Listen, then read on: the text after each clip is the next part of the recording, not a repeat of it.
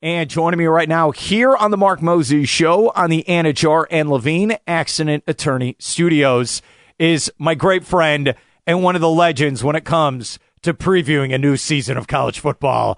He's Phil Steele, College Football Preview Magazine. Phil, how you doing today, buddy?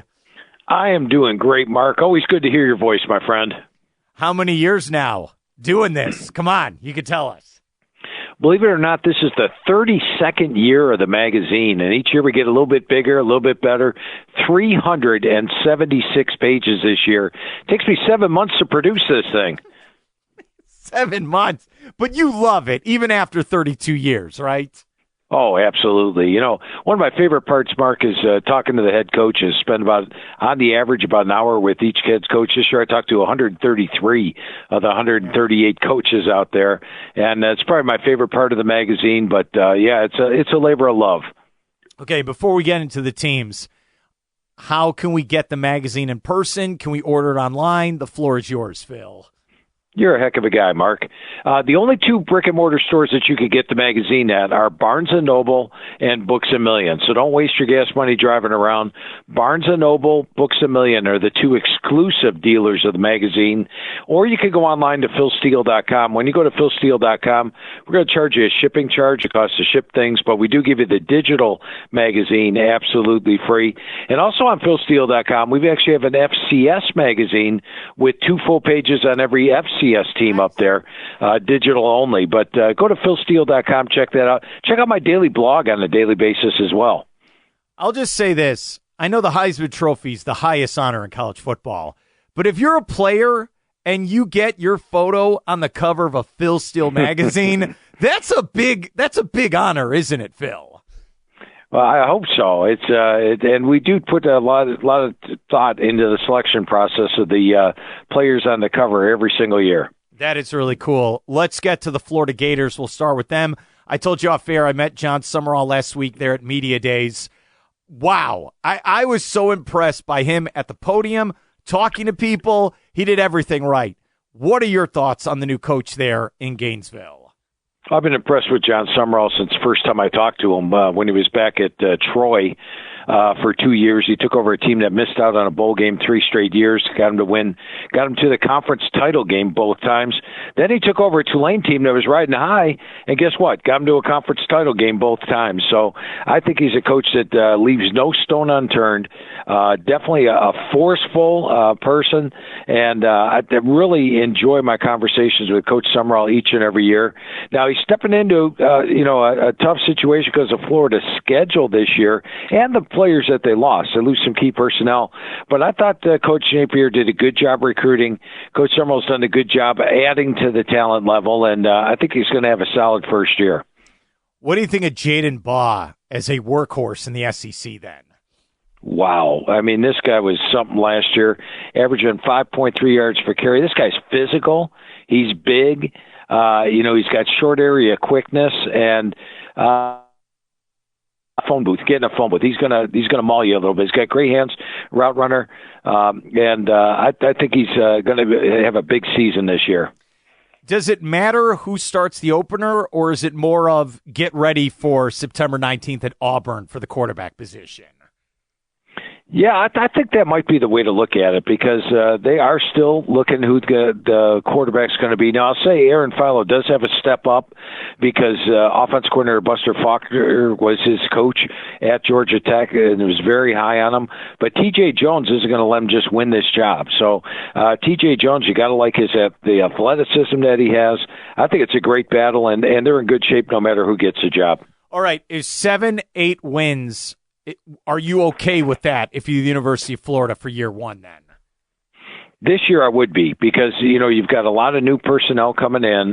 They're number 42 on my experience chart. And when you look at the schedule this year, having to play at Auburn, Ole Miss at home. Ole Miss going to be a top 10 team at the start of the year. Play at Missouri, at Texas, Georgia in Atlanta. That's not at the cocktail party anymore. That's going to be a pro-Georgia crowd. Oklahoma at home, at Florida State. It is a really tough schedule. If Sumrall gets 7-8 wins this year, they've done an excellent job. Phil, how would the Tampa Bay Buccaneers do against that schedule? That is insane, dude. This is insane. Yeah, It is a rough one. And, even Florida Atlantic in the opener, I think Florida Atlantic's going to be a sneaky team in the American Conference. All right, let's go to the Miami Hurricanes. They lose the national title game, but an incredible year for the Hurricanes. What do you think of this team? Like, are there high expectations to get back to that title game? They have been in the ACC since 2004. And they have 0 ACC titles. Who would have thought that when they joined the league? You would have thought at that point they'd win every other year. But Mario Cristobal finally has them back to that level. They came within one play of winning the national title last year. They lose their quarterback, but they bring in Darian Mensah from Duke. That's a big-time plus. He may even outdo what Carson Beck did last year.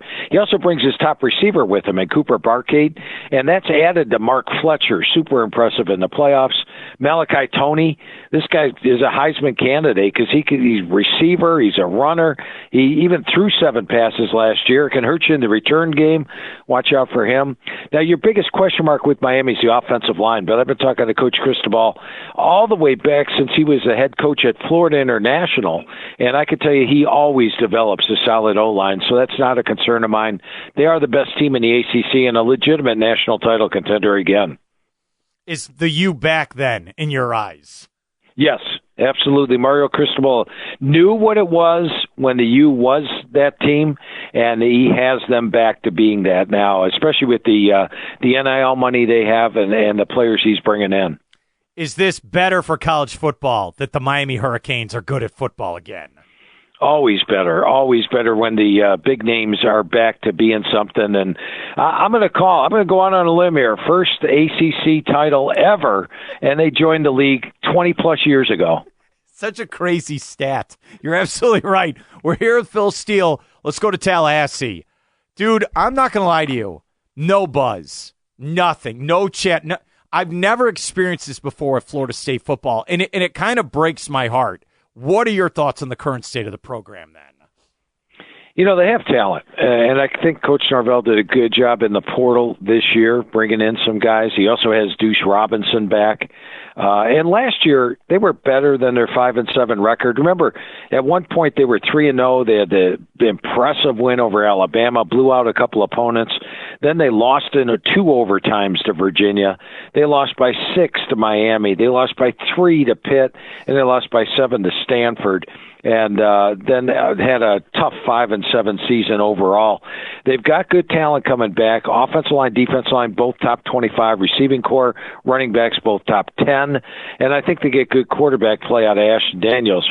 Mike Norvell is on the hot seat. The one thing you don't want if you're on the hot seat is to take on the toughest schedule in the ACC, but that's what they draw.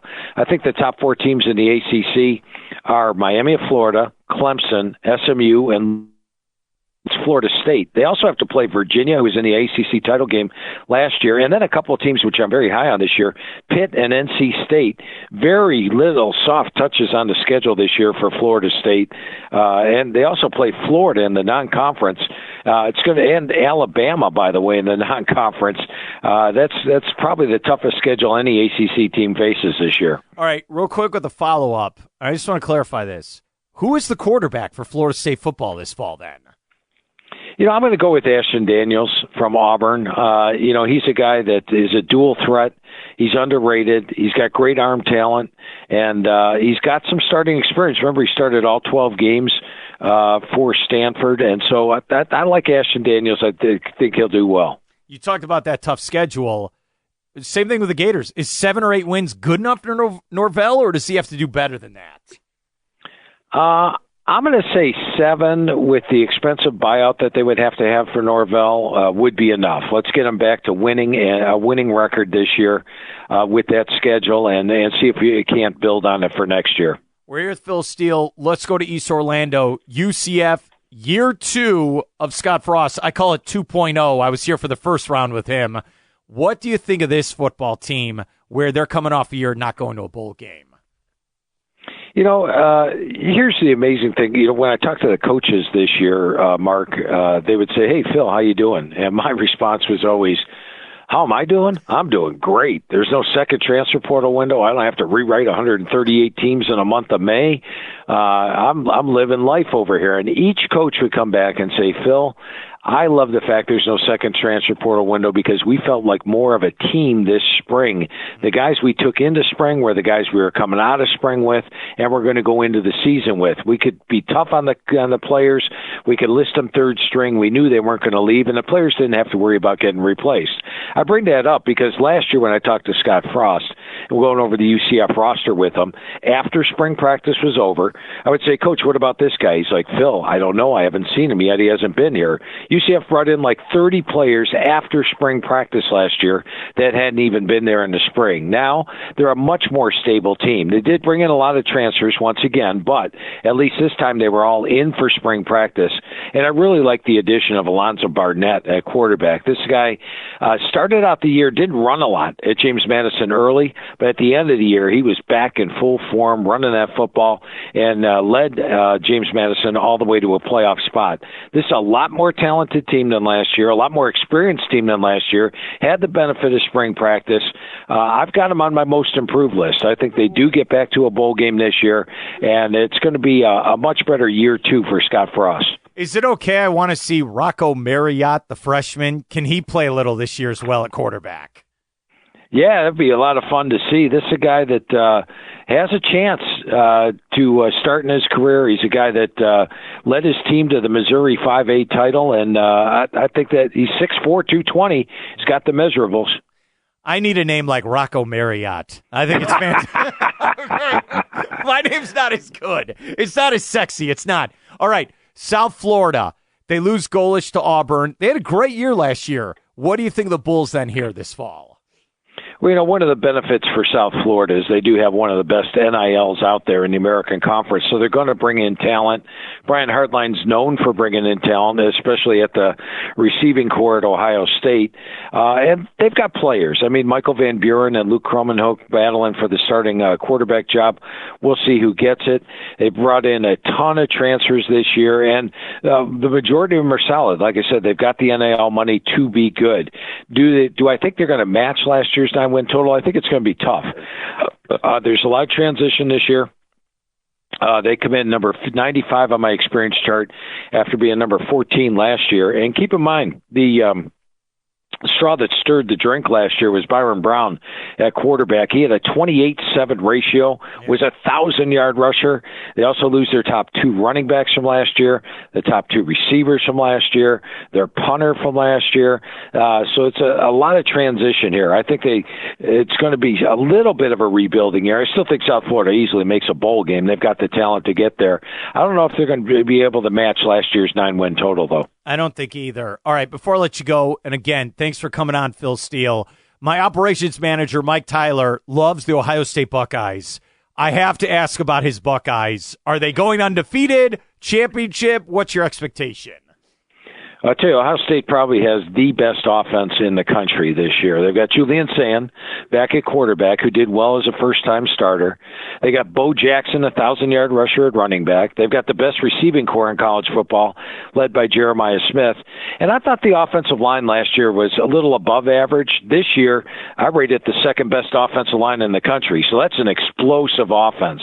Defensively, there's talent up front. And while they lose some draft picks on defense, including 3 top 11 draft picks, the defensive line's actually in better shape. Last year they lost a pair of number 1 draft picks, a number 2 and a number 5 DC. This year they only lose a number 2 and a number 6 off the D-line.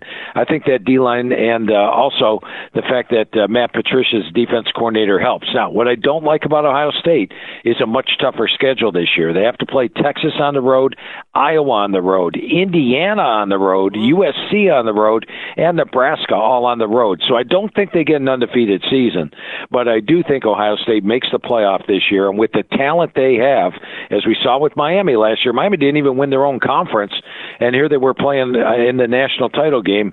Once you make the playoff, you got a shot at winning it all. But is Indiana better than them this fall? I've got the two teams very close. I've got Ohio State number 4 in the power poll and Indiana number 6. Indiana will have good quarterback play from Josh Hoover. Coach Cignetti always gets that. They do have a ton of talent. Slight edge to Ohio State, but they have to play at Indiana, so I rate that game a toss-up. What's it like talking to Cignetti then, one-on-one? Oh, it's awesome. Let me go back to my first conversation I had with him. James Madison was moving up from the FCS to the FBS, right? They lose their all-conference quarterback. They're taking on a much tougher team or much tougher schedule moving up to the FBS, and they had no experience at quarterback. So I'm like, Coach, you're probably going to struggle a little bit at quarterback this year. He's like, Phil, every year I've had an all-conference quarterback, and I'm going to have one this year. And guess what? They had an all-conference quarterback that year.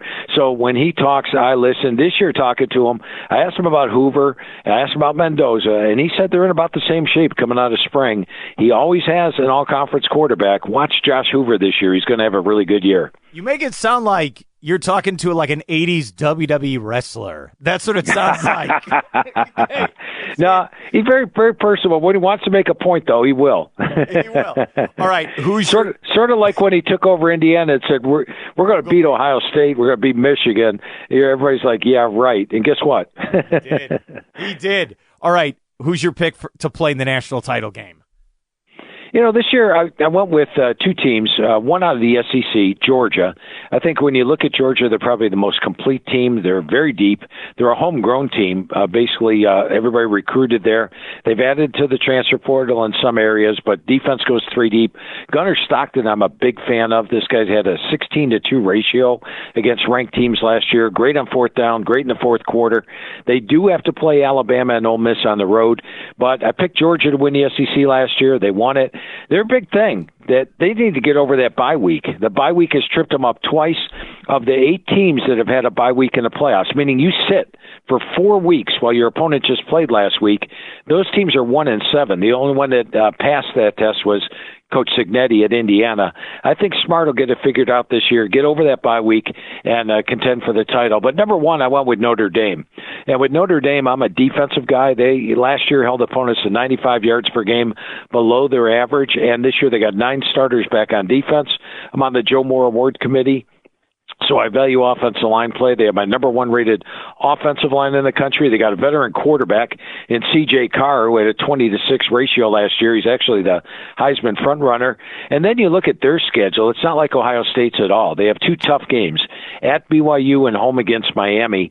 Other than that, they'll be a double-digit favorite in every game. That means they can play a lot of backups during the season, get them ready for the postseason run. I like Notre Dame's chances of taking home the title. Thank you so much for coming on, Phil Steele. I will end with this. I know you've seen it all, but I need you to come to Orlando in late December and see the Pop-Tart Bowl in person. Oh, you got to. Yeah. First of all, I love Pop-Tarts, so that would be awesome to go to the Pop-Tart Bowl, no doubt about it. They get it. Like, we need to have crazy bowl games, and the Pop-Tart Bowl gets it. Phil Steele, check out his preview magazine. Thank you so much for coming on, buddy, and have a great college football season. Mark, thanks for having me on the last decade or so. I always enjoy our conversations, my friend.